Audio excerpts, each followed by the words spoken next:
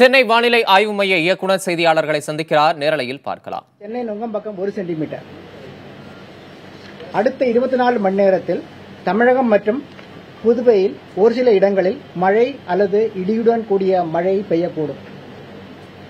சென்னையை பொறுத்தவரை அடுத்த 24 மணி நேரத்தில் வானம் பொதுவாக மேகமூட்டத்துடன் காணப்படும்.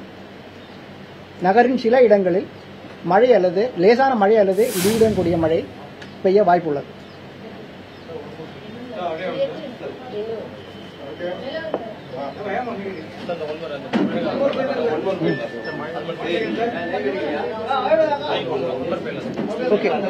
Okay, this is the last one.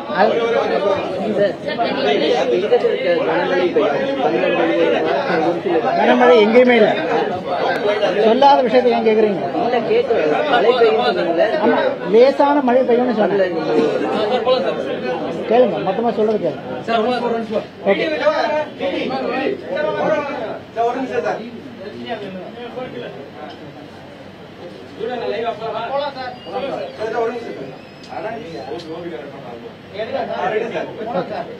வட ஆந்திர கடற்கரை பகுதியிலிருந்து தென் தமிழகம் வரை தமிழக கடலோர பகுதி வழியாக காற்றழுத்த தாழ்வு நிலை கொண்டுள்ளது.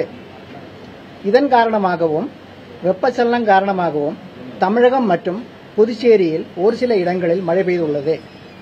முக்கிய மழையின் அளவுகளானது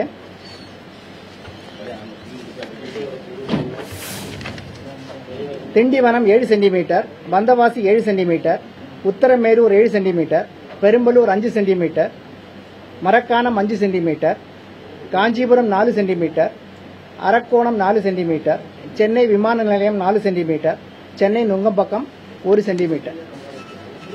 அடுத்த 24 மணி நேரத்தில் தமிழகம் மற்றும் புதுச்சேரியில் ஒரு சில இடங்களில் லேசான மழை அல்லது இடியுடன் கூடிய மழை பெய்ய வாய்ப்புள்ளது.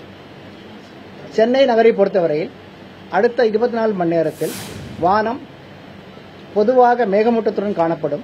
நகரின் ஒரு சில இடங்களில் லேசான மழை அல்லது இடியுடன் கூடிய மழை பெய்ய வாய்ப்புள்ளது.